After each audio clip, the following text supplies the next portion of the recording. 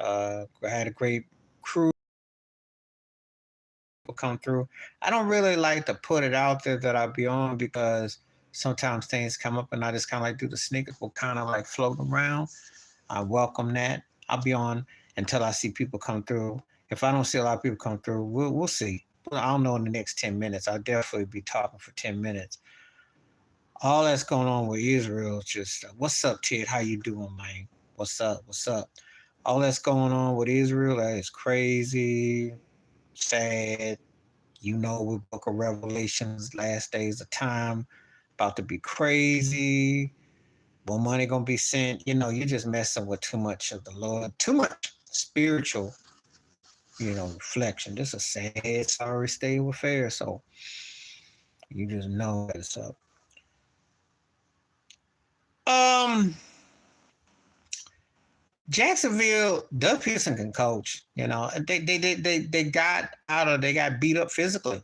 They couldn't run, and they forced Josh Allen to start looking, and they didn't do the little. Sometimes you got to take what you can take. Josh Allen falls into that same old trap. Doug Pearson got Jacksonville playing a little bit better. Trevor Lawrence, they're a team that. So the Bills have no easy games because they make the games that they lose look hard because they don't play 4 quarters and they got caught up in the bind and they same way they lose. Same way they lose. They lost that opening game, the Jets, in overtime. They lose this, they losing that. It hasn't changed. Well, yeah, because I told you about Mac and Cheese Jones. He sucks. I mean, yeah, there's 2 last names you don't want if you're a football quarterback, Jones and Wilson. But more importantly, there's no Tom Brady. This is, if I'm doing my math right, 72-3, they've been outscored home and away to the Dallas and now to New Orleans. Now, I knew New Orleans hadn't scored 34 points, I don't think, the whole season. They were averaging like 16 and a half. Dennis Allen looked like he couldn't find 20 if his life depended on that. He get 34 today. Belichick stays about numbered. But him having the all-time winning record, he's going to have to coach 3 more years after this year. I don't think Robert Kraft is going to tolerate him having a GM and the head coach. Something got to give. I just did a video for people that was checking out. I asked whose credibility has been more shot lately out of Bill Belichick and Greg Popovich. So the timing, I think, is pretty accurate. But yeah, the Patriots, the what you've known, that's gone. To that door. Drew Bledsoe ain't coming to that door. Steve Grogan ain't coming to that door. Tony Eason ain't coming to that door. That's what they stuck with Mac and Cheese Jones. And no one cares. They had their day. They had their time. They suck now. They don't have that talent. So, the Brady thing, and I'm going to address that. Bledsoe was a good quarterback. Bledsoe was a poised quarterback. Just timing everything with that when Brady took off, he got hurt and Brady just fit, but Bledsoe was a good quarterback, there's no doubt. One analogy that I always make in sports is this for me.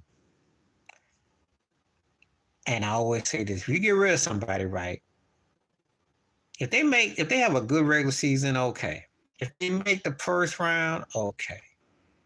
Second round, if they get to a championship game, conference championship, then you kind of keep your eye on the TV, but you ain't that glued. They get to the show, then you start to kind of sit and kind of wonder. If they win, you got egg on your face. You never let a ring out the house. And Tom Brady was a ring that got out the house. That motivation, just kind of like I said with Shaq going to Miami, I can tell you, guys go other places, you never let a ring leave the house. You just don't. Yeah, the Big Ben thing because of the size. I've always said that, like the arm strength, he's got more arm strength. I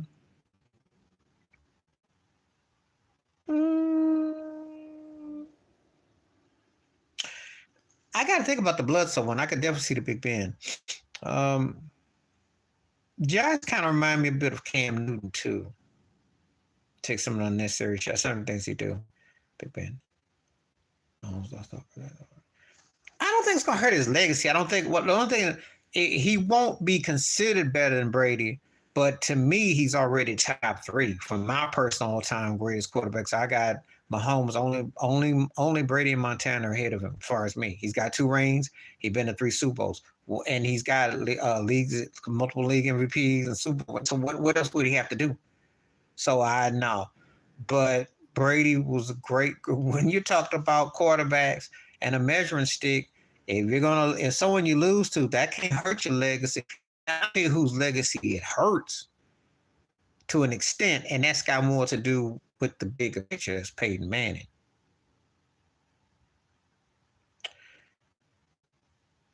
That game in Kansas City, that championship game with all sides and all that, I don't think I would really work that against Mahomes because that time in the AFC Championship game, I know that one, but I would because Brady won that one. I wouldn't.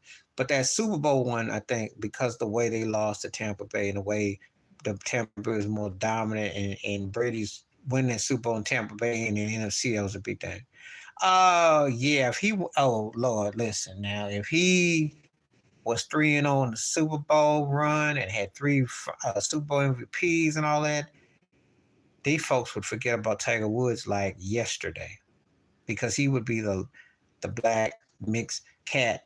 And I say that mixture, and I say that they would go, oh, he's our favorite. Oh, yeah.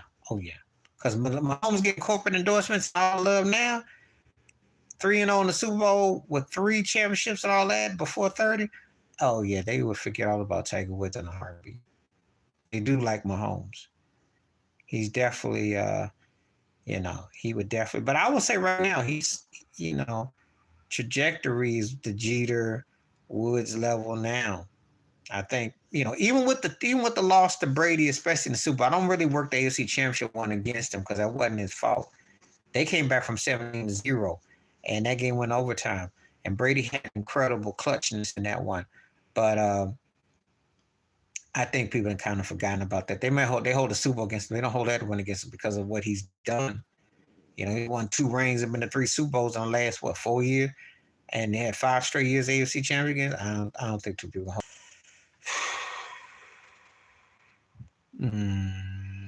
I like Burrows a lot, but I don't see the magic.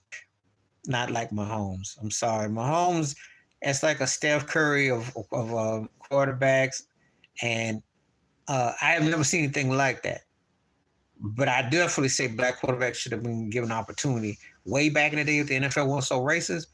But Mahomes is a special nature quarterback, and no, I Burrows as much as, and I do like Burrows. He's poised, but the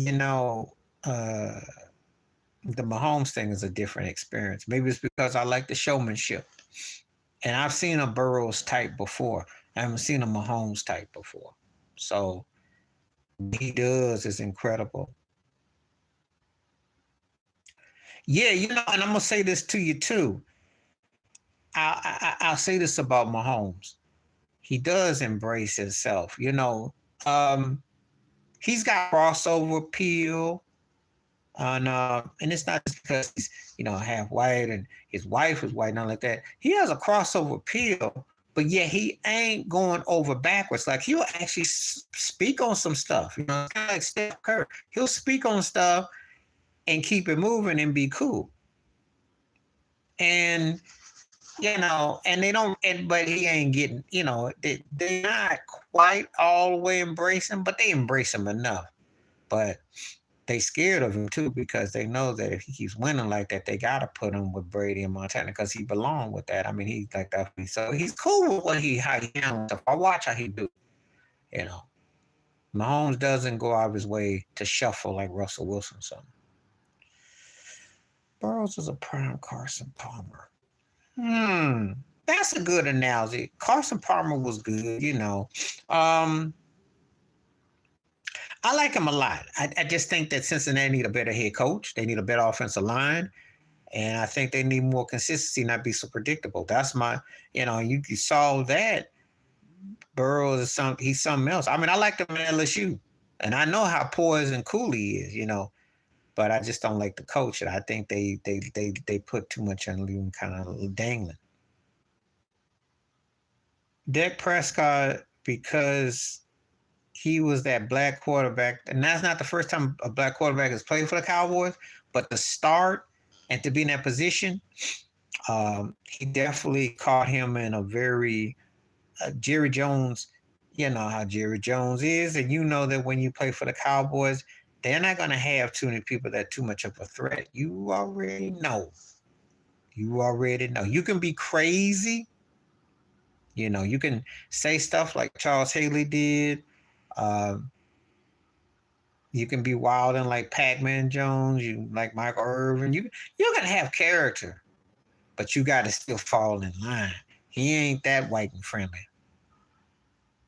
Yeah, Quincy Carter. That's what I was thinking about Richie Carter.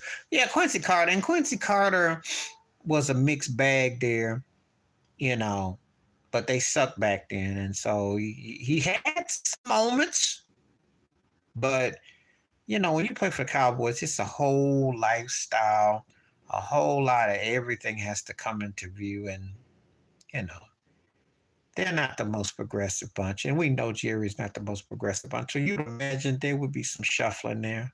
I would imagine. I would imagine. I can tell how they address him. And it's one thing that you respect who's ownership and paying your checks and your business and all that. It's another when you knowingly know that he's a first class bigot. You knowingly know that that picture that came out was by accident. And you knowingly know that when everybody take a knee and what he said and how he got down and how white the team has been and how he lied on Dennis Green. And he ain't in no hurry to get no black head coach. So, you know, he says enough Q words to throw the dog scent off when he talks about Magic Johnson being an owner and how proud he is of Dion. However, the proof is in the pudding. He when he had Jason Garrett on the sideline for all them years, you know, spoke volumes. Mediocrity. Dave Campo, mediocrity. Chan Gailey, mediocrity. Do I need to go on? Do my Cowboy history? You know, got Barry Switz after Jimmy Johnson. So you see what he didn't put over there, and he got Meathead McCarthy here. So it's not like he's been breaking he's had opportunities. He said that I could get 499 guys after Jimmy Johnson to coach the Cowboys. So,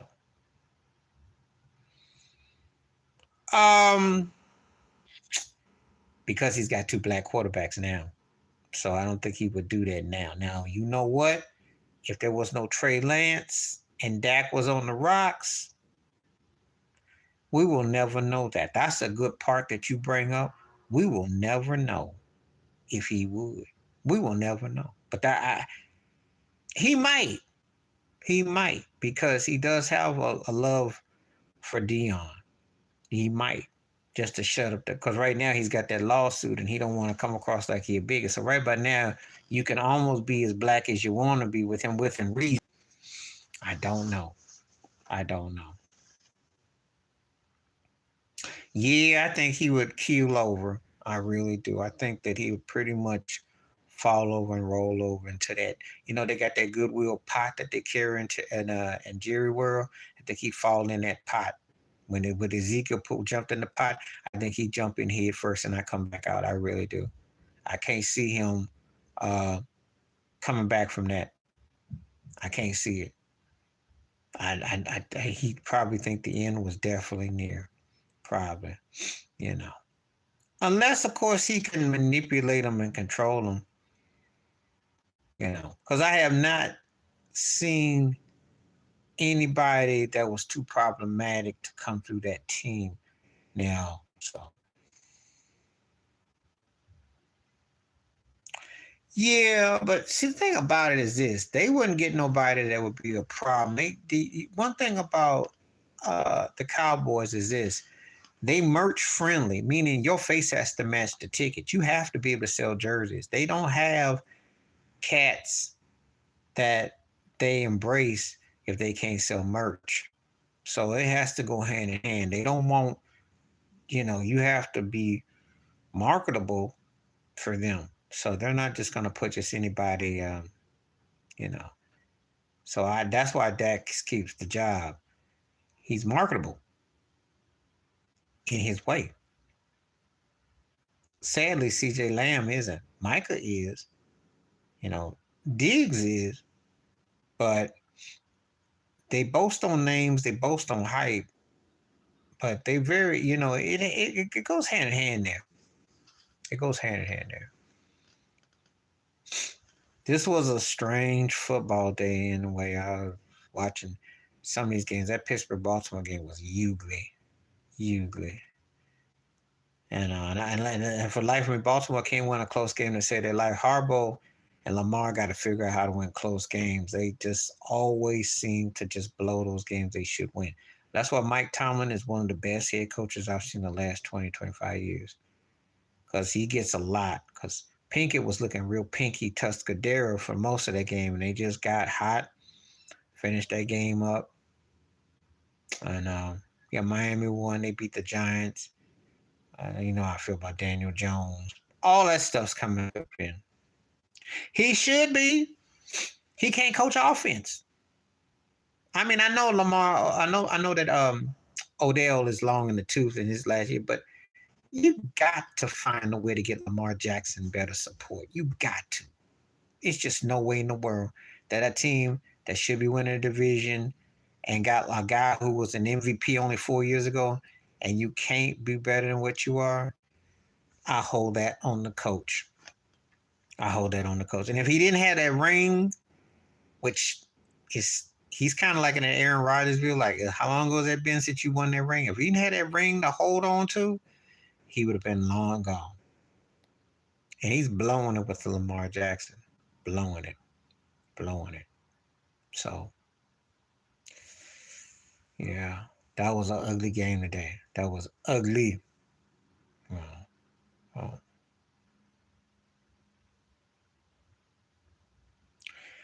So, what you like to see don't happen. And yeah, you give Lamar Jackson, Tyreek. Are you kidding me? Jason Waddle would be. Give him Mike Evans, okay? Anybody that can run slants and curves for Lamar Jackson, it would be scary what the Ravens could do. It could be. It should be. Because what I see with Lamar is just that one play or two from why this team could be a 10 to 13 win team or a team that's somewhere between 7 and 9 wins. It's just like that's a 3 or 4 game swing with the right piece. And they never seem to get that right piece, which is why they lose these same old games. Oh, listen, Mike Evans with Mahomes would be freaky. Slant routes, curves, he stays healthy, he's focused, and he's got numbers and he's consistent. Yeah, I like him with the Bills while you jiving. Any team that's a real contender and wants a guy that's a possession-based receiver and not someone who's a stat pattern and does acrobatics and is a one-trick pony, Mike Evans would be your man. Mm-hmm. To me, he would be scary with a lot of teams. Long as you got a quarterback who's on the top tier side of things and you're a contending team. He'd be just a waste and padding on a team that has an inferior quarterback, which is what's going to happen in Tampa Bay. Because before long, Faker Mayfield will fold like a chair and be ready to get stretched on a lawn and get rained on, So, but you put on like with Brady, you saw the results. And he's been doing it. They just haven't been consistent. Mm-hmm. So that's how I feel about him. Yeah. Indy beat Houston and Richardson took that beat. And I'm like, come on, man, you got to slide down. But that was a close game. I mean, Indy Tennessee. Yeah, Indy's a lot of mediocrity that I'm noticing. A lot of average teams.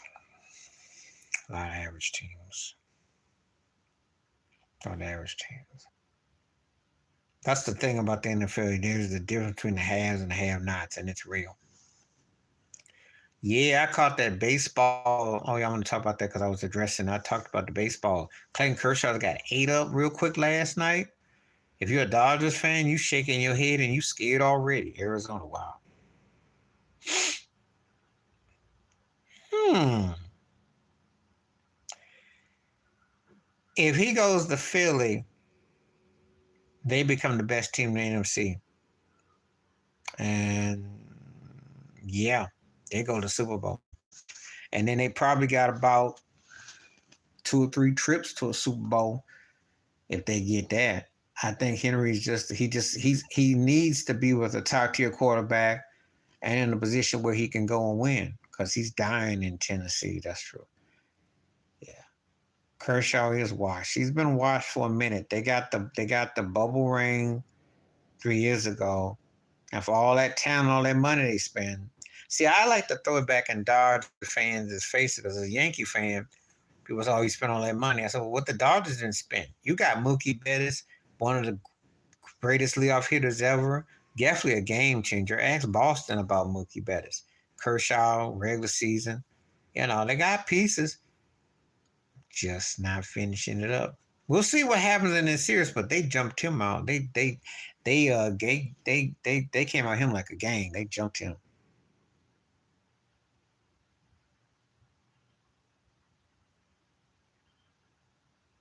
Yeah, Texas is an interesting team. Um, uh, it'll be interesting how they do in this postseason. Definitely an interesting team. And they surprised me. They held on. They finished in second place. That the fact they didn't fold. They always do this every few years. They have a good squad where they can be a playoff team in baseball. And the last 15, 20 years, because I remember Clark Washington was their manager, they did get to 2 World Series. So considering post Alex Rodriguez and what they built on,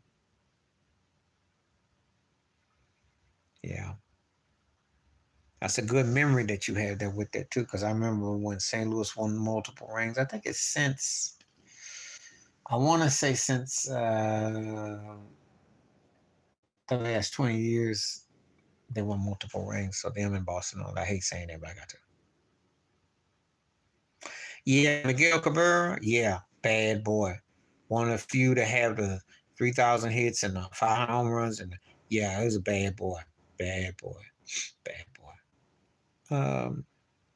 Yeah, Albert Pujols. And to me, funny thing, Albert was incredible in St. Louis. Went to the Angels and kind of,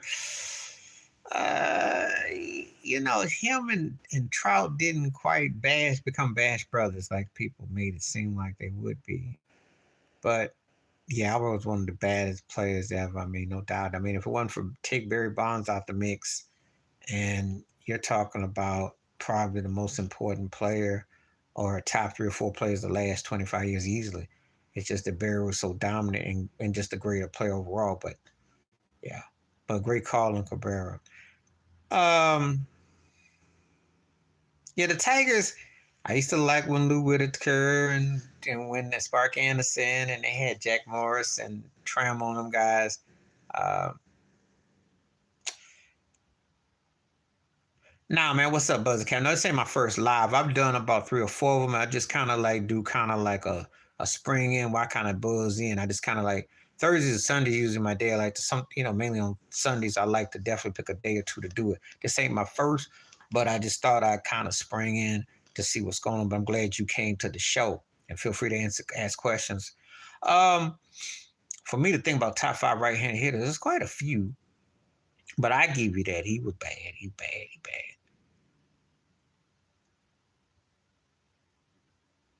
Yeah, what's up, you? Ha, you a funny man. Whatever you say, Dolomite. Watching one of your movies. I was watching Slaughter. I thought about you up in there. Yeah, old Slaughter. Um, I don't even like to call them steroid era players because Barry Bonds was a first ballot Hall of Famer regardless of anything. Roger Clemens first ballot Hall of Fame player because I watched them guys.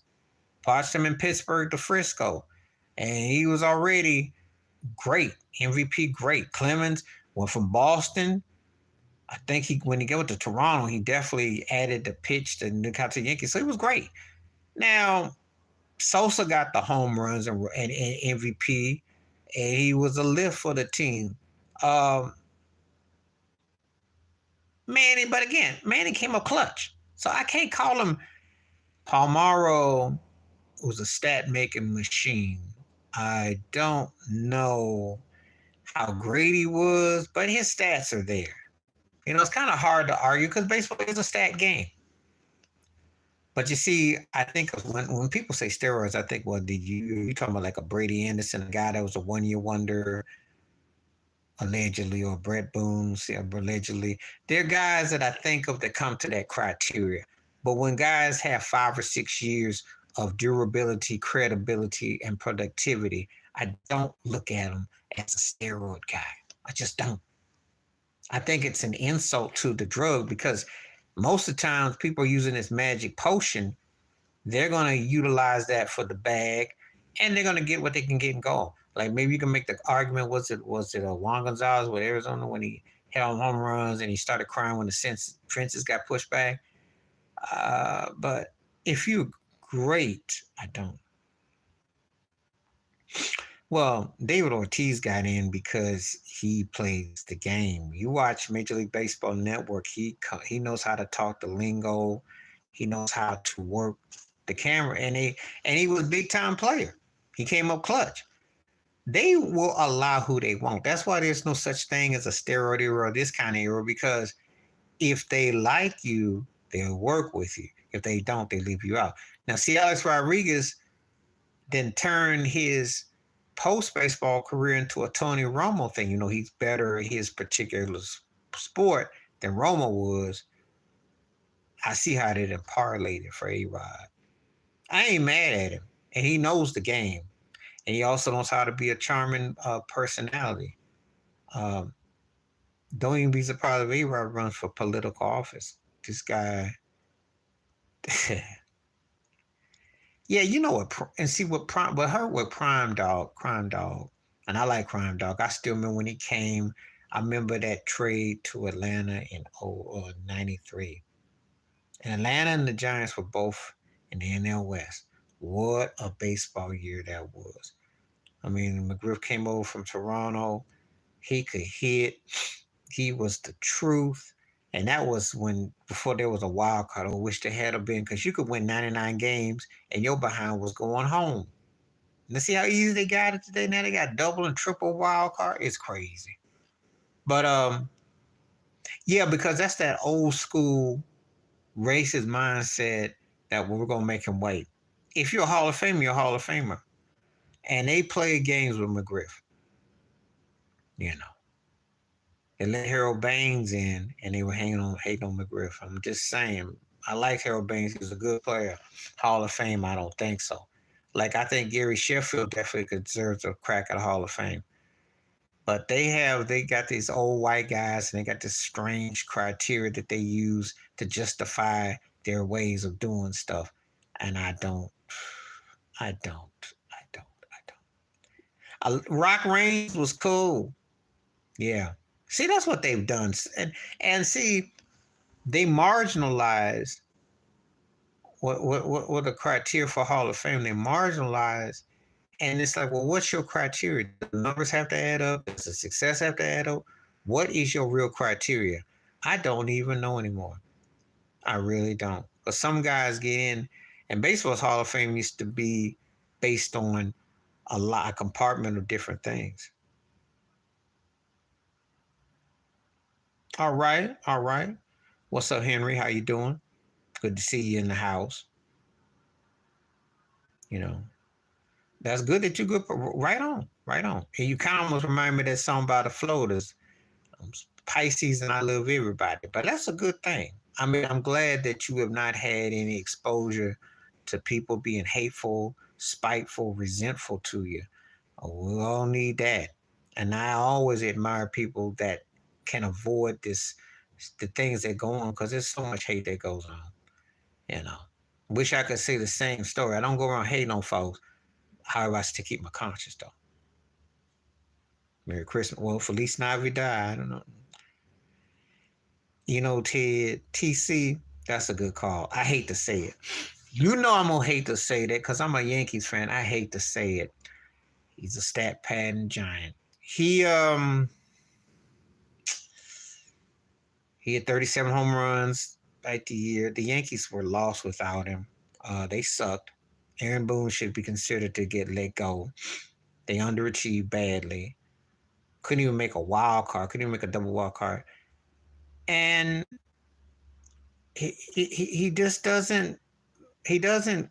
The thing I have a problem with him is that I don't see that they're gonna ever beat Houston.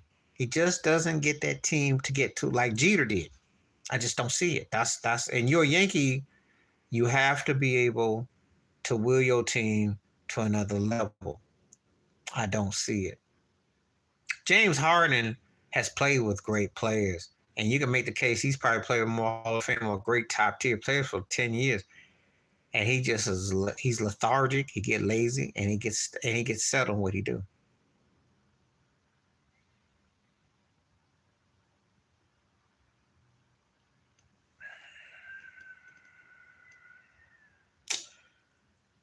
I have to disagree with you, TC, on that one. That guy is Buck Showalter. Tell you why. He managed the Yankees, got let go. Joe Torre got all the rings. He managed the Arizona Diamondbacks, got let go by Brinley, got the ring. He's managed the New York Mets, who had a lot of expectations and high hopes. And if they play like stink it up next year, he gonna get let go. And I think the Mets got a credible team. He's the one that's the Christmas Carol of Major League Baseball matters because Boom ain't been in a situation where even if the Yankees got to playoffs and what have you, I don't think they were necessarily the best. That were what I call a championship squad. Sometimes I can feel it. In his defense, I don't think that as great as Aaron Judge is, I don't think, and they do have Cole as the pitch and all that, I don't think they have a championship roster. I don't.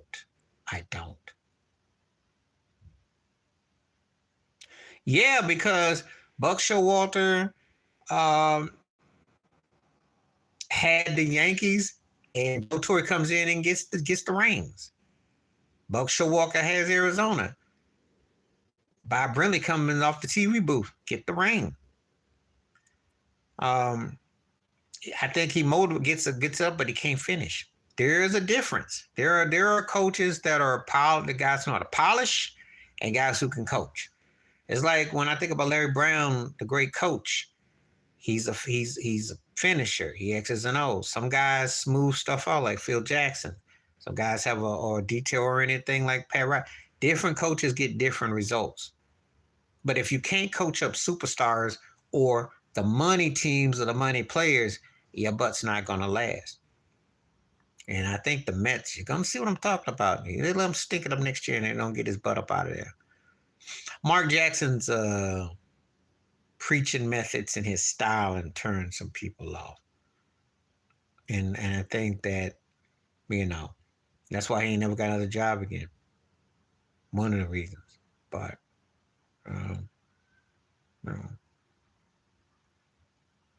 Now, would Aaron Boone be a good manager somewhere else? Yeah.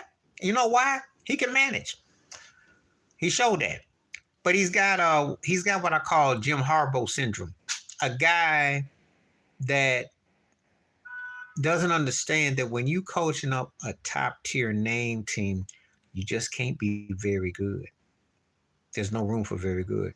You got to be like Tony the Tiger, great, because your behind ain't gonna last if you don't bring in some jewelry. Okay.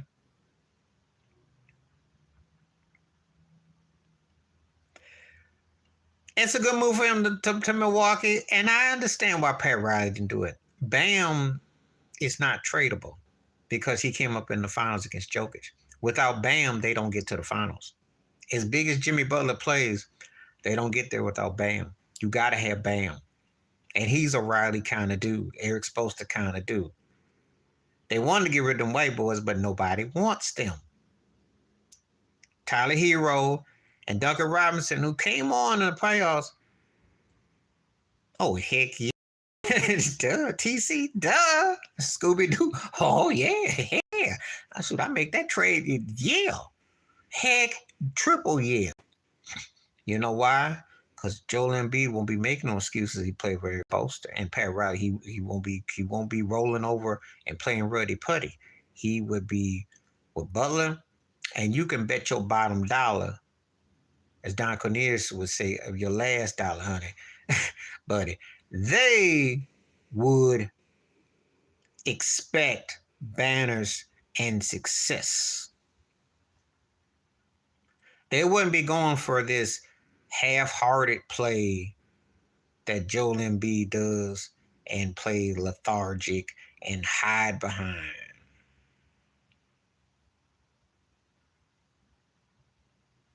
I would help pack him too. Yeah, because Joel Embiid, you cry to be MVP. You want to be seen on par with Shaq and Elijah one. And, but you come postseason time, you start crying. James Harden saved you. But reason why James Harden can go around here and kind of halfway act like he kind of act off, flip and act off, because he did win 2 postseason games for him. But I still think Tyrese Maxey is the second best player on the Sixers. He has to be the second best. Harden has to be the third. He can look like the first or second, but he has to be the third.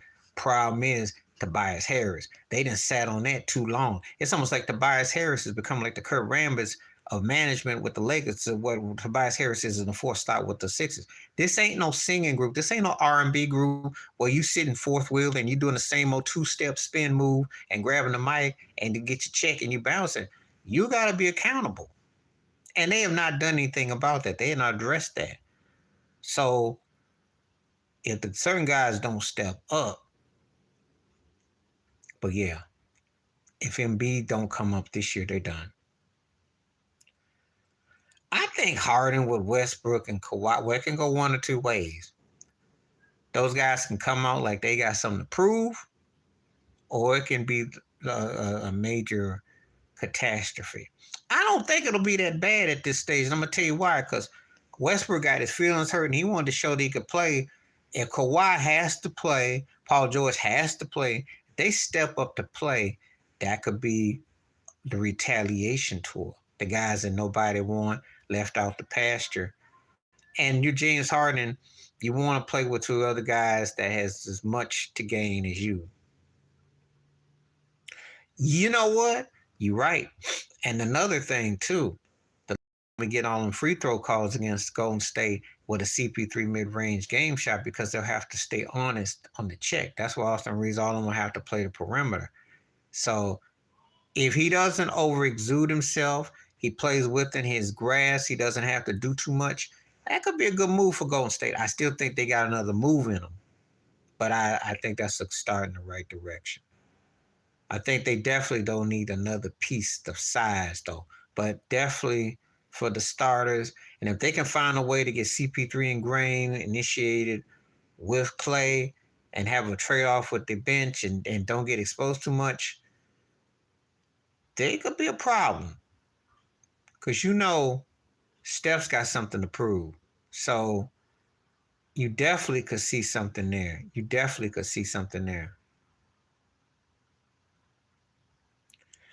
Well, great call there, TC, because I'm going to tell you something. He is the kind of player that they, based on their style and tempo, would be a great fit, especially at this stage, because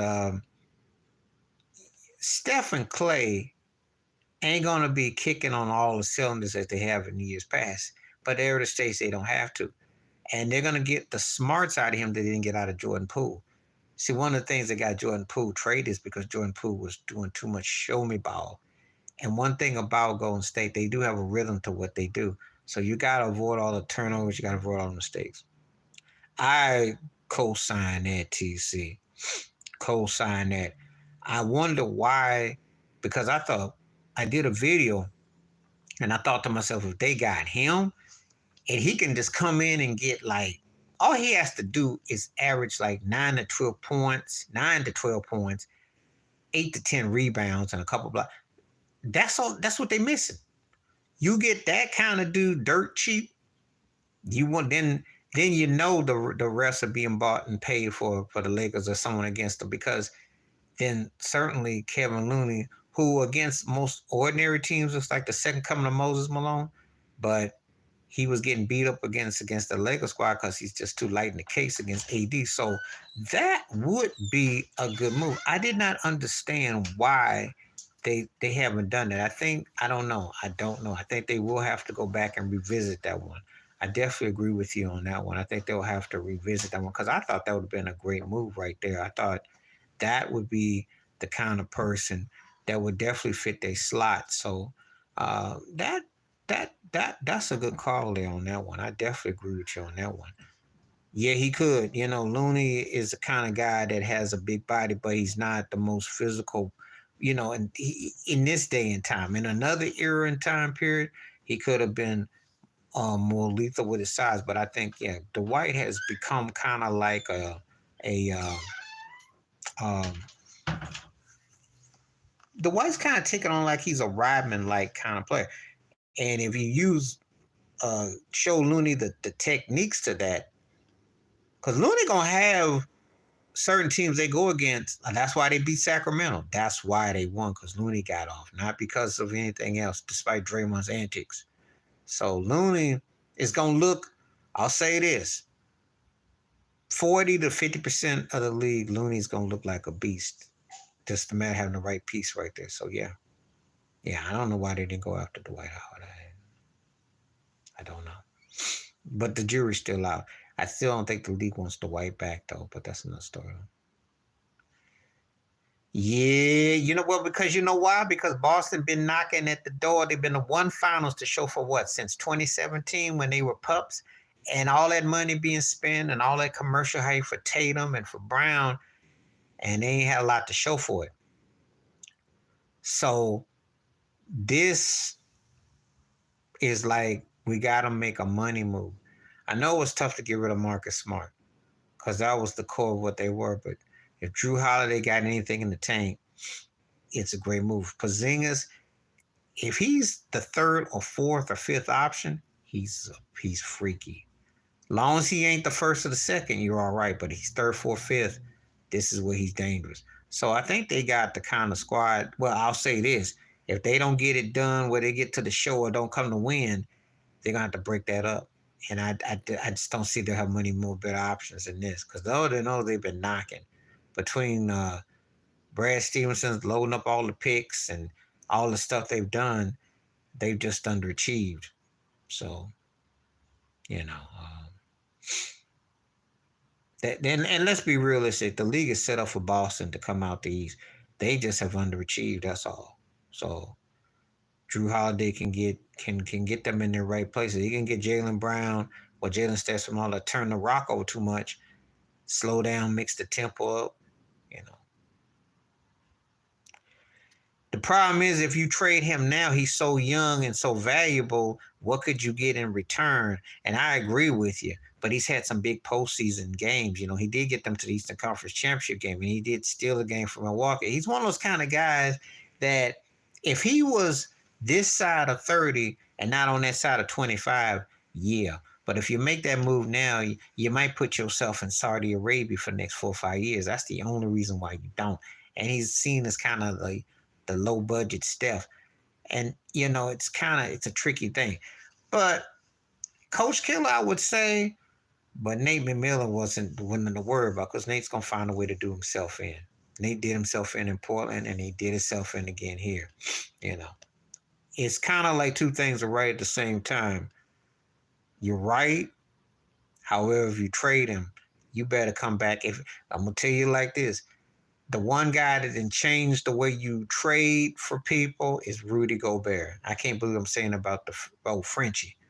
But Gobert got everybody thinking that if you trade half your mortgage away, you got to get all this in return. That's a sad commentary because everybody ain't for all that. But with Trae Young, if you trade him, you have to go somewhere you know you're gonna get equal parts, and you're gonna have to get a few more parts. And who's gonna do that? Brandon Ingram to me remind me of like a broke Durant. He has games if he can stay healthy, but I think he's so frustrated by Zion Williamson. I think that the structure, that's what's hurting him right now. He wants some structure because they are a team that should be possessed to be, at worst, a 5 or 6 seed in the West. And they're not on schedule.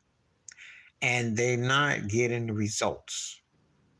You get CJ McCollum, you got pieces, you got to do something. Zion got to get his behind, put the ribs down, stay on your game, stop acting like you're gonna be a guest contestant on a Jerry Springer show, and play ball. And you got the right GM. Griffin knows what he's doing. He's just not focused. But I think Brandon Ingram is one of those guys. I like his game. It's just that, and he definitely, when he's healthy, but I think they kill themselves on. Yeah, because he's a Jerry Springer episode, and that's the problem right there. That's what's messing it up. This team,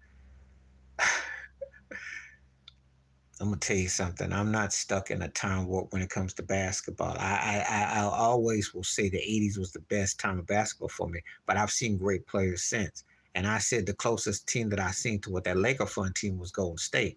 I have seen great talent emerge. And I'm going to tell you something like this. Teams like New Orleans, Minnesota should be way better than they are. Sacramento's showing you it. Them 3 teams right there. Minnesota, Sacramento, New Orleans should be battling Denver and Phoenix for the best record in the West.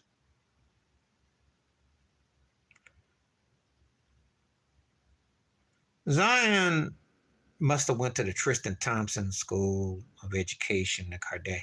And see, even the Kardashians don't mess with Zion. If they did, it would be, never mind. But anyway, yeah, I saw her grin. I seen his stuff. I try not to because he's a waste of a guy who should have a Hall of Fame career. This guy is kind of like a baby version of a perimeter inside Shaq meets Charles Barkley type. But he's not taking the best attributes of both. And when he do play, the cat got spring in him. He can bounce, he can move, but he just not content with just staying on the court. Messing with them fast chicks and them ribs. He does, but he also has potential to be like Shawn Kemp when he ballooned up post Seattle. The problem is, though, who's going to be his Gary Payton? And who's Zion going to listen to? So, I don't know. I think the cat's got a lot of upside to him.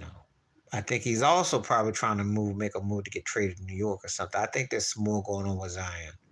I think if he thinks he eats all the gumbo and he acts rowdy and chases these chicks, they'll send him to a place of his destination. Yeah, he does. And D Rose is someone to listen to and learn from. Because see, Ja got spring in him. He just got to learn how to shoot the outside rock. And he has to choose his associates better and just stay focused on what he's doing. But they both learn from each other. D Rose learned that one thing you learn about this life, it goes by fast whether you want to or not. And D Rose was just an MVP yesterday. And today, he's the old man on the team who's still trying to hang on to a squad, keep an NBA check, and show that he can still play at this level.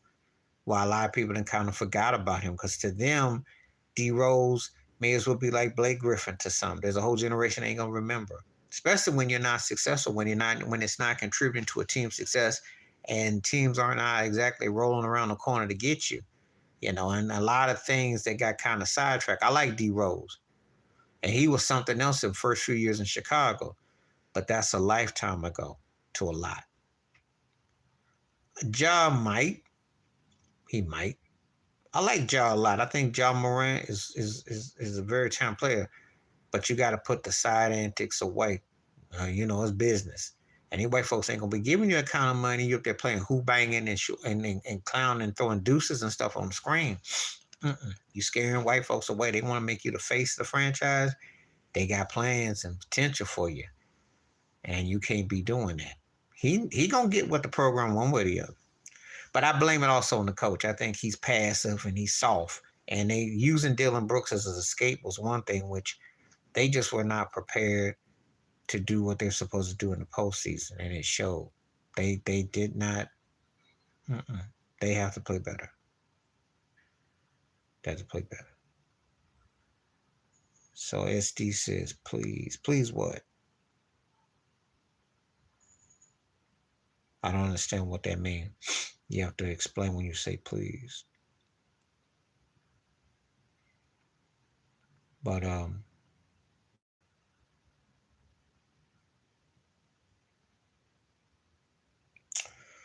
is that a heart or apple? Because I don't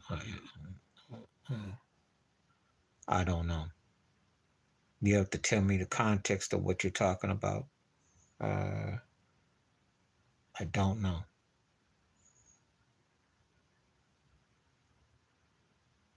They got a chance to repeat. Jokic is arguably the best player going today. Jamal Murray. I'm not gonna put nobody. I hate it when people say, "Do I think this is the next Shaq and Kobe?" Because that's a once in a lifetime thing of the recent memory. But I do think Jamal Murray is coming, and he's healthy and motivated. I think Aaron Gordon is the X factor of his style, and Jokic is a hard man to contend with. And I think they got a good chance of winning to do because no one really pays them a lot of mind. He wins a lot of games. They're kind of low key. They stay out of the scene, and they got a chance. They got a chance. Yeah. Well, Luka.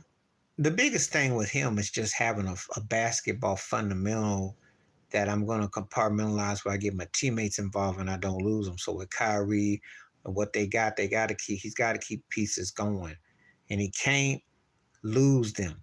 They got to play defense. They got to know how to finish up games. That's the problem with Luka. Can he finish up games? Can he finish what he looks like he's starting? Because if he can't do it, that's going to be it. Yeah, but see, think about Jamal Murray in the bubble and what have you. He was just like how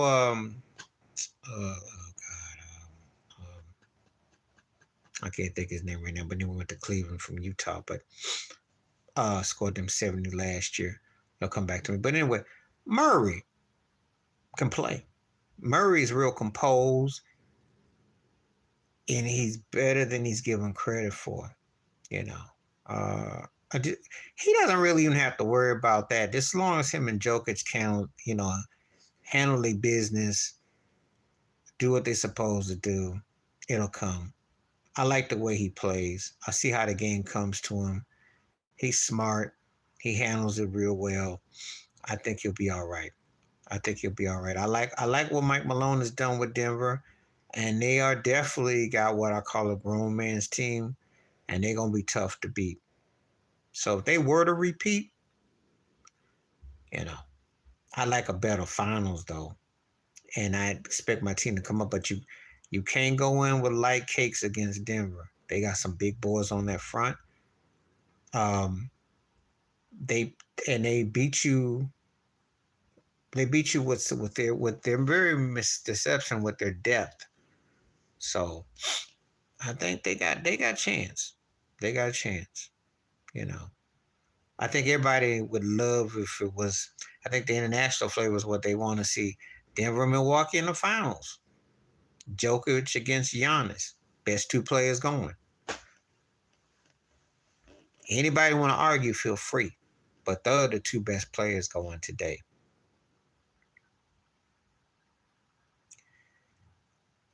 Yeah, I mean, I can't really say because it's always about the heart. See, one thing about Miami, that's what Pat Riley exposed. They're exposed as a great coach, and Pat Riley teach that heat culture. We don't. One thing about in the East, especially in the East, that don't matter what you got on your roster. It's about your heart, what you can do. Now you got to have talent. Okay, how much heart you got to have some talent. Can't anybody outwork you, but you got to have talent. Um, they do, and that's Pat Riley's main. That's his money. He's a money dude. So he got to find a money player. I don't know. That's the one thing that's eluded him. I still blame it to when they let D Wade. They did get D Wade back to retire, but he took a beating. And Jimmy Butler is in the very, very good class. Not quite great to me, but he's like lower first tier for if you want to say great. Yeah, I remember that because I was a Heat fan. I remember that. He wanted him fired, no, before that, the 2010, the first year. And then he wanted to have um, Rich Paul and the crew, and Riley was not going to turn the front row into LeBronville, and LeBron abruptly was done with it. Yeah, well, Spo can coach. Spo gets energy. Yeah, what happened was when they started off 9-8. I don't know if you remember that or not. They started slow. LeBron went up to the office and was crying to Riles and said, "I don't want you to come down." Riles said, "I ain't coming down." See, Pat Riley pretty much sealed his deal when he won that last ring with Shaq, and that was it. That was it. That he had as much to win and to prove as Shaq did, and he was done with it after that. You know what happened? He got this set down, but he saw something and spoke. Spoke could energize. Spo was like a mini version of him. But yeah, he wanted him gone the first year. If you watch LeBron James, how he did David Bank, what he did in Cleveland, got him fired that year when they got blew up by that game against Golden State. He operates like that, you know. Tend to get him up out of there within a certain time. But he told him Spo's gonna stay, you know. I believe that had he gotten Spo fired and they won, and uh, he allowed Rich Paul and them to set up camp and all that, I believe that he may consider staying. I gotta believe that, but it doesn't matter now. I'm glad he's gone though. Don't need him. Yeah, Spo can coach. Spo's been to 2 finals in the last 3 years. Wasn't supposed to. You think about it.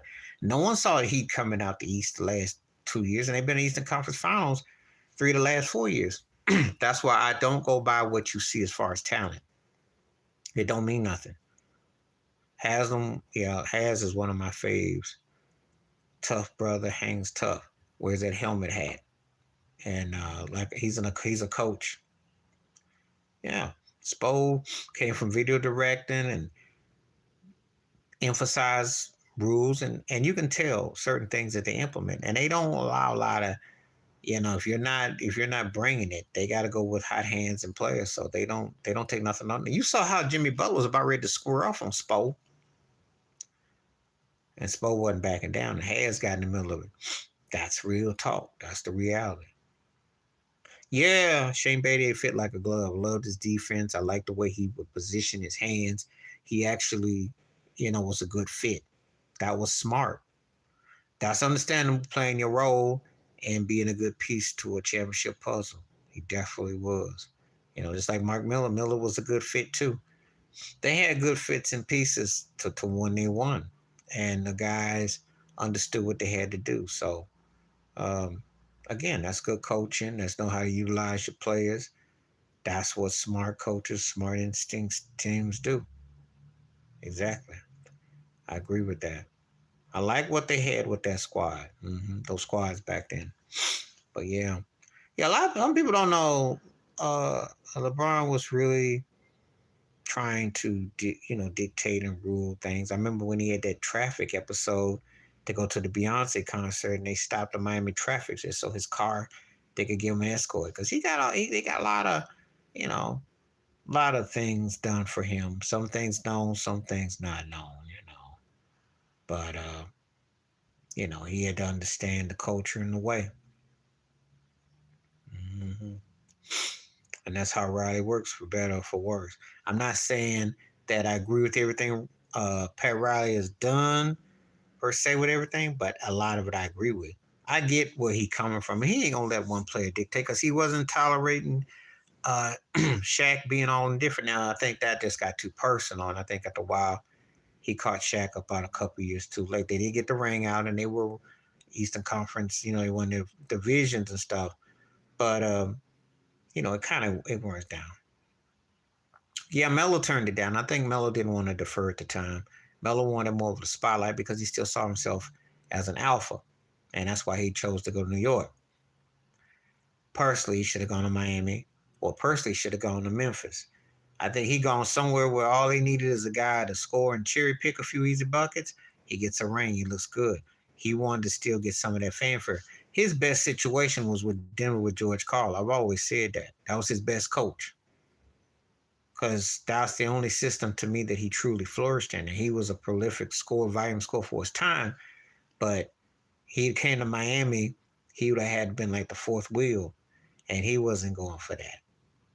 He wanted that limelight, even though, not just in the pecking order, he was not better than Dwayne Wade at that time. He was not better than LeBron.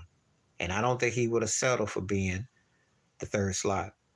That's why I said Melo goes to Memphis back then with Zebo, Gasol's, Conley, and you remember Conley and Tony Allen played that defense. You put him with that squad, and all you got to do is score your 20 points.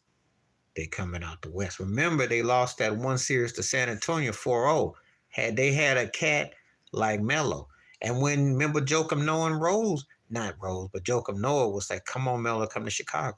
He was a sought after dude. So a lot of people forget that while other teams were building and buying and getting their teams, imagine if Melo had to use that line. He had some options. He had some options. And he could have swayed the fortunes of two franchises at that time. Just because you're a great talent player don't mean that you can't not to defer, and he didn't want to defer. Just like D Rose back then wasn't begging the cat to come, because he got that MVP. He should have wanted Melo though. That would have been scary with him, Lou Aldane, Boozer, and them. Yeah. Well, yeah, because when Melo played in college, I remember that Syracuse game 20 years ago, that when he won the title, he made that block shot and hit that. He looked great. And Melo coming out of college did look like a better player than LeBron. LeBron didn't have an outside shot at the time. LeBron was more aggressive and passing in what he did, but he didn't get compartmentalized. That took time. Because you got to remember, all the way till you get to the finals against the Spurs, the first time, we're talking like 10 years ago, Popovich said, just let him shoot. Think about it. This is a cat that was supposedly the chosen one, and it wasn't until year 10 or so where he got his outside shot down. So they passed on Melo because Darko, because the foreign player was in style and vogue. I understand why Joe Dumars did it, because if Darko turned into being something after what you saw in Sacramento with Page and some of those other cats, I get why they did that, because the foreign market, it's like, well, if we get a chance to get a guy that's like Dirk Nowitzki, we're not going to waste our time on Melo, who's a dime a dozen. I think that they had gone after Dwayne Wade, though. That would have sealed them to run in the East for at least 5 or 6 years, because his style, the way he played, think about it with the Wallace, with the Wallace boys, and then you got Tayshaun. You can have Rip, you can challenge, and you mix and match with Dwayne Wade with them, with the way Larry Brown X's and O's, would have been a force. That's my personal take. More so than Melo. I think Melo went to the best situation he could have gone to. George Karl was the right coach for him. You offensive oriented, you creative with your shooting and your selection. Just saying. I couldn't have seen Melo being drafted by anybody else at that time. But when time went on, I think he would have been a very sought after free agent. I would say Carmelo Anthony would have almost rivaled, almost not fully, but almost rivaled Shaquille O'Neal or LeBron James or Kevin Durant on open market. Because if you had teams that played with the identity like Memphis did and Chicago did, and you're missing that piece to score, he was your guy. So, but I understand why the Pistons didn't do it. They didn't want to teach a youngster. Yeah, I did that video where I said out of Pop and Bill Belichick, whose legacy is taking the biggest hit because after Kawhi left, and I'm not comparing Kawhi Leonard to Tom Brady because, Kawhi is considered one of the 75 greatest players ever, and I give you that, but Brady's considered a higher tier. But the thing that you lose a guy that goes gets a ring elsewhere, and then your team is stunk. Yeah, Victor, he has to come up, or they're gonna be calling for Pop's head in the next. You know, they might not though. I mean, the guy got 5 rings. He's been to 6 finals.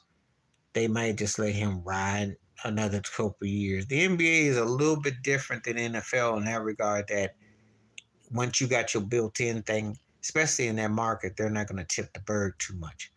But the NFL is a different ballgame. But I do think his legacy definitely does depend. I do think he needs Victor to come up big to kind of make up for the last few years post Kawhi, because that if he never goes back to the finals behind running Kawhi Leonard off and thinking, and it's one of them old sick jokes that I always say that then what teams do in professional sports, we're gonna send you to Spain, the equivalent in America, some team that no one care about, send you Saudi Arabia, because send him to Toronto. Mm-hmm. He did. He got pushed out. I don't know because he wouldn't shuck and cluck for Mark Cuban. I don't know why. Um, They did. They never gave him another chance. And see, that's what we talk about. People who don't understand the racial aspects of the institutionalized systematic racism in professional sports. They see 70% black players. They don't see the lack of head coaches, general managers, ownership. Ask yourself, a guy who's got a runner-up on his resume can't get a job. Okay, ask yourself that. But you ask yourself how Kurt Rambis still keeps getting jobs. How he kept getting jobs. I look around. Um, I look at some of these guys and I kind of wonder, like, well, what is your criteria? Because it's kind of like it doesn't quite add up. You got to kind of scratch your head that they still get opportunities to come back time and time again, and it's kind of like, you know, uh, you know, it's like I'm not thinking right now, so feel free to throw his name out. Phoenix's head coach, his coach the Lakers got the chip, and he coached the Pacers. He got multiple chances. He stunk in Orlando. Now I know somebody gonna come and say, "Well, what about Jason Kidd?" And the jury's out on Jason Kidd as a head coach because he's arguably coached two of the most important players the last 10 years or so with Giannis and now Luka. So the jury's gonna be out. He did get to the Western Conference Final a year and a half ago. Yeah, Frank Vogel. Thank you. I wasn't thinking. Volkswagen, as I call him. Frank Vogel stunk in Orlando. No one talks about it. Didn't get the full whack with the Pacers, but a young Paul George and Roy Hibbert in them and Danny Granger at the time, and got the bubble ring with the Lakers. Now he's coaching Phoenix. So white coaches get multiple chances. Stan Van Gundy did. Stan Van Gundy got to coach Shaquille O'Neal and Dwight Howard. I'm just saying. Some people might pick on it. Yeah, there are black coaches who get more. Tyronn Lue did, and there's a few. And there's that odd in the end when you see certain guys, but a lot of times they don't get the same luxury like that. But if I'm counting, and my math is right, Frank Vogel then had 4 head coaching jobs in the last 10 years or so. Well, he brought Shaq in. Shaq was a little bit past the pull date, but Shaq was having some moments, and Grant Hill, but they were too light in the cakes for the Spurs. And they had to retrain Steve Nash and Amari Stoudemire how to play half-court basketball, and really he got his feet wet there. It just didn't work out the way it should have, but he did okay. He did all right. They weren't able to be a championship contending team. That Robert Ory play when he took all them 7 guys out to get to the finals that one year was one of the smartest moves I've ever seen. I got a buddy of mine who hates that. But when they had the old Stern rule about if you get off the bench in alphabetical order, you get suspended for a game, that's one of the most ingenious moves. But yeah, I don't know if I call him a flop. He did all right. I mean, he didn't. They did as well as they could do. Um, you know, they did as well as they could do. They've been a work in progress for years though, because they only got two NBA finals to show for the last 30 years. The ones when they were with Barkley in 2021. So, you know, that's kind of a tough nut to crack. So we'll see.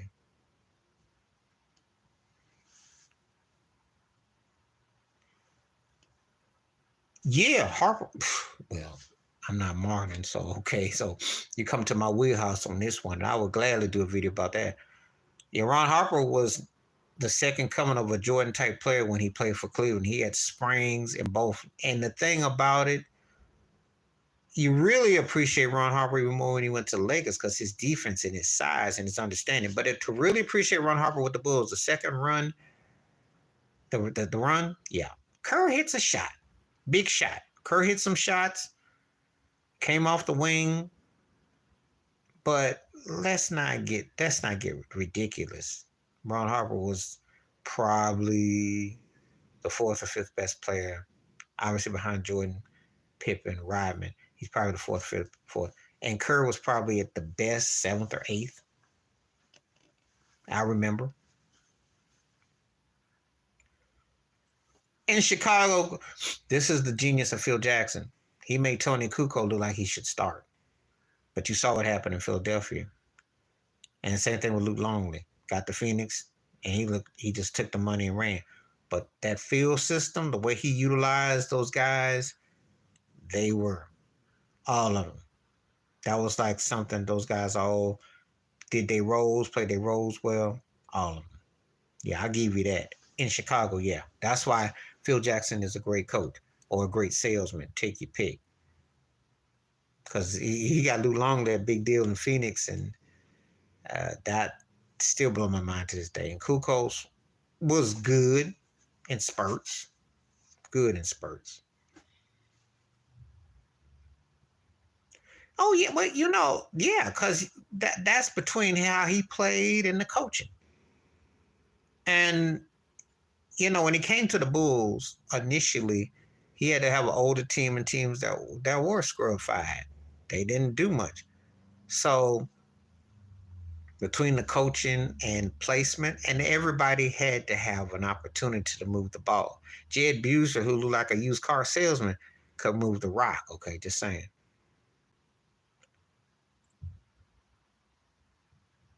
Well, I think you're not. You're omitting I think the '98 Pacers were tough. They won 7 games, and I said if Reggie Miller could rebound, again, the one thing you got to give Scottie Pippen, his rebounding skills were important because them loose balls in the last 5-6 minutes of that game 7 against the Pacers at home, if they don't get them rebounds and Reggie and them can put shots up, the Pacers win that game. Larry Bird, coach. It's the Pistons for me. The Knicks, who I did like, and when Riley was there, I liked that. Charles Smith, how he missed all them second chance shots, I'll never understand.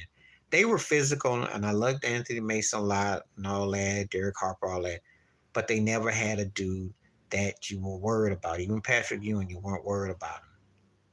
And I think that's what hurt the Knicks. John Starks came out of nowhere, hit some shots. They never had a Bernard King type of play. You got to have a certain kind of style to go against that. And they didn't have that. You got to have it. Didn't have that dude. To me. Physical with him, but didn't have that Isaiah Thomas, that guy that could kill an instant, could finish you up. That's what you had to beat them. As far as 97, 98, the Jazz didn't have a center. Ostertag was too soft and light in the cakes, and they did not have a center to compliment. Think they had a presence with Karl Malone. And see, the problem was, and respect to the late great Jerry Sloan, textbook pristine with that. Hornacek too. Stockton, great point guard. Did not have a center. And then when they got neutralized in a half court way they play ball and they couldn't score, they got their butt blew out. They could not, they had, and they were undersized too. So they didn't have that. They missed that other component. Yeah. Xavier was talking and barking and coming and clapping and everything like that. He didn't score no points though. You know. Like Vernon Maxwell, who I was using a similar thing, could score on Jordan and wasn't afraid. Now Xavier wasn't afraid, but you got to score points. And sometimes Riley had what we call bullhorns, but nothing was coming out of it. You know, the Knicks, let me just tell you like this, listen, they were tough, but they weren't championship. And I like to nip this in the bud because I saw it too, and I'm sure you did too, but I'm just going to put it like this. It took that phantom call with Hugh Hollins against the Bulls. They still Scotty flew around and beat them almost. So it wasn't like they were this physical like they're doing like the Pistons and they got through. They even when they had the opportunities, they lost to the Pacers. The way they lost, they just weren't. They wasn't cut from their DNA. It wasn't cut to be a championship squad. And there's a big difference. You know, when you have a championship player, you have to be able to utilize and finish. So,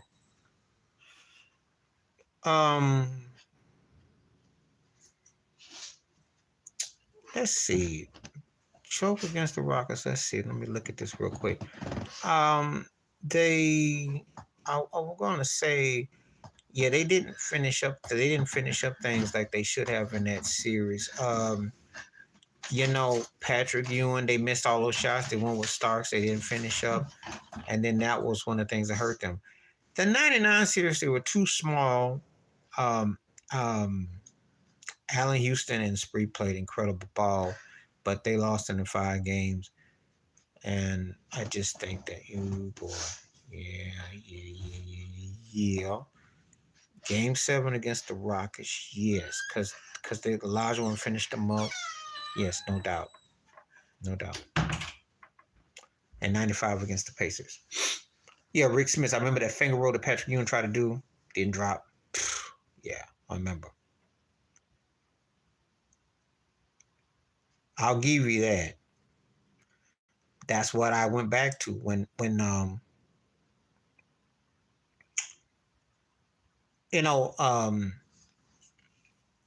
and I'll give much respect to Too Raw because we could be talking Too Raw. But growing up watching those Pistons with Isaiah and them, they were battle tested. They beat those teams. Isaiah had that it. See, when I talk about great players, it's like when I talk about a great artist with great songs. People take it the wrong way. They say, well, this and that. And I said, no, you lose because you don't have the pieces to finish the job. You got to have the pieces. No one say you got to be as great as Michael Jordan was, but you got to have the pieces in other places to beat them. When Orlando beat the Bulls, and they beat Jordan when he came back, and I don't care if he played 7 games, I don't care how many people say it was, they won 2 games in that series. Who did Orlando host out of Chicago Stadium? It was Horace Grant. What did the Bulls do the next year? Get Dennis Rodman in a lopsided trade for Will Perdue because they had a hole. That's how you beat greatness. You got to find the weakness. So you got to explore the territory. The Knicks' weakness was that Patrick Ewing wasn't clutch, and they did not have anybody that could match that. And Pat Riley could slick his hair back like Gordon Greco and be Wall Street all day long. They were not finishing. And they didn't. And they haven't had the pieces to complement. That's what I've been saying. Could you could have digitally put a Bernard King on those teams in the 90s with Ewing? Oh, yeah, they beat the Bulls.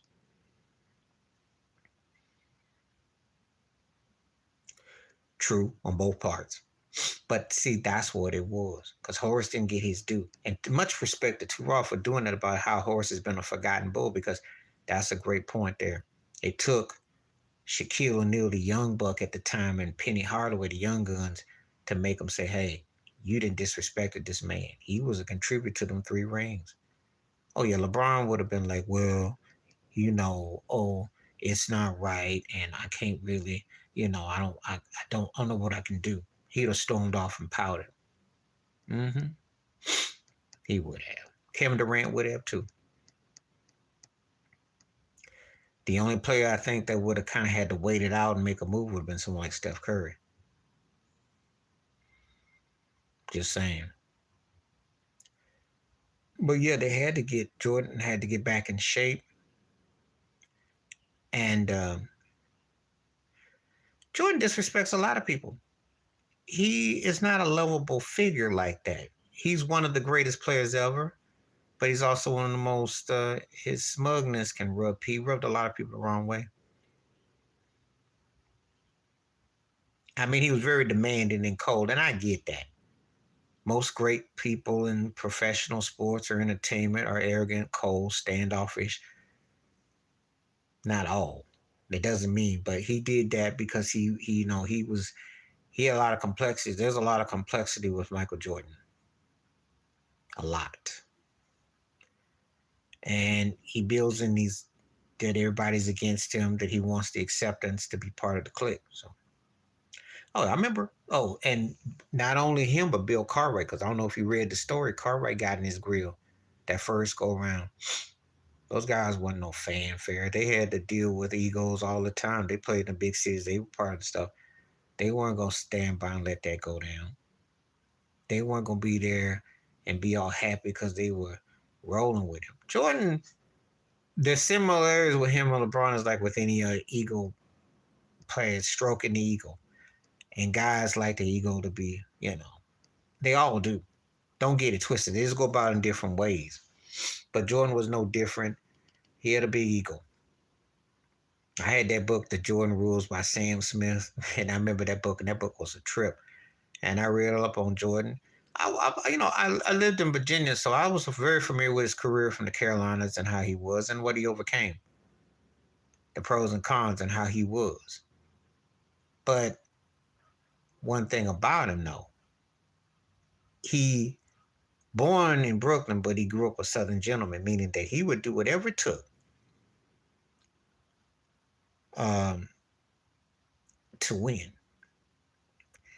When he got to Washington, I'll say this, he had a good later career in the sense that he could score 20 points a game, and he had some moments, and his health was declining. And I think that they were a young team. But I had a problem with that squad because he brought Doug Collins back and he brought his buddies, the Carolina Tar Heel thing. And I think he was just trying to be cliquish and be happy.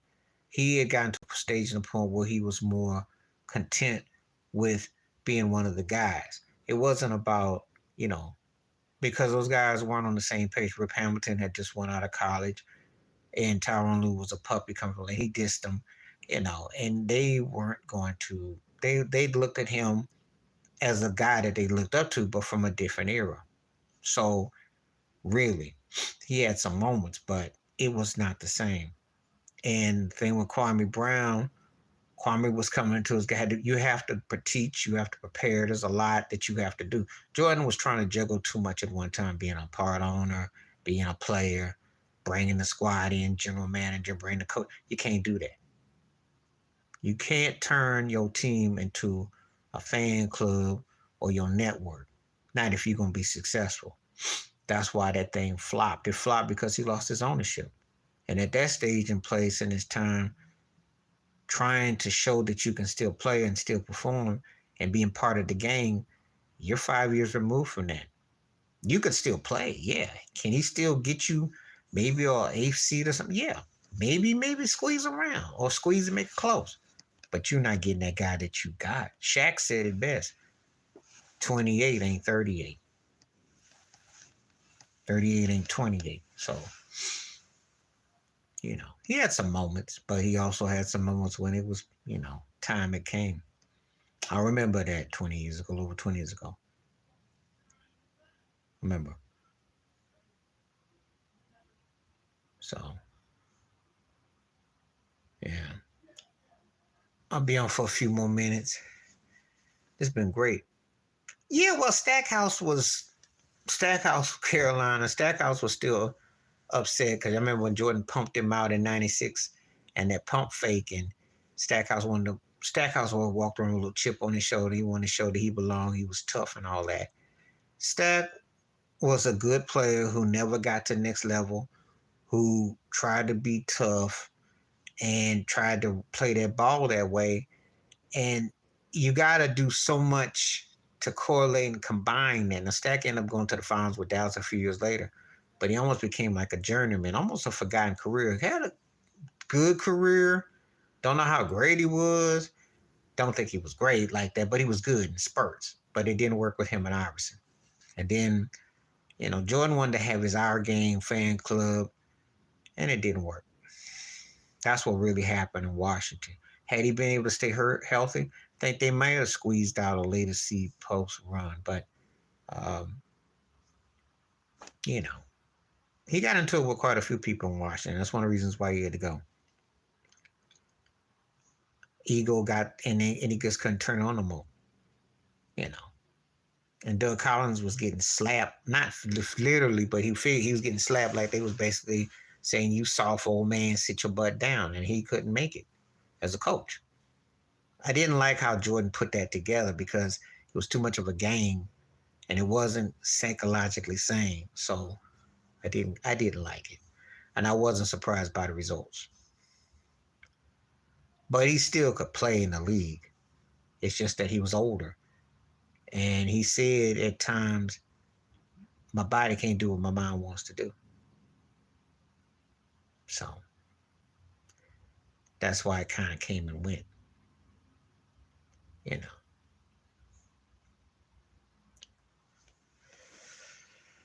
So, yeah. But yeah, Jordan's ego was just like no different than Magic's and Bird and all. The difference was is that he figured out a way to how to kind of consolidate, mix it up. Some cats know how to mask it, some don't. LeBron doesn't mask it at all. You got him all riled and shook, you know it. Jordan took it out on the court. He took it out on you. And people talk crazy, you know. You know about what Jeff Van Gundy said, and Pat Riley always said stuff, so, which I thought was stupid because I think he took you out to dinner and he just took you out to dinner. That mean got nothing to do with him waxing your behind on the court. He thought that he gets paid like you get paid to win. He ain't getting paid just to sit there and give you lip service. So that's all. So yeah. Some great questions today, great flashbacks, and I'll be back again probably. I'm thinking about probably in a couple of days I might do one the next couple of days. I definitely enjoyed it. Thanks for everybody who participated, came through. Great commentary, great conversation, and great to see you in all the supports. Always props to TC, right on, always coming through. Great questions, and I will always address that. And anything that you'd like to talk about the next time I come through, feel free. It's always been real, and I'll be on for about one more minute. So if anybody got one last thing before I go, if not, I'll log off. But hope y'all having good weather. Hope y'all being safe and careful out here. A lot of stuff going on, like I said before. So I know the big games tonight with Frisco and Dallas. I don't really have real interest. I mean, I think 49ers are the better team, but I don't really, when your team loses, you ain't really just whatever. So anyway, I'm going to sign off now. Peace and the best. Great seeing you. Till next time, stay safe, be careful. I'm out.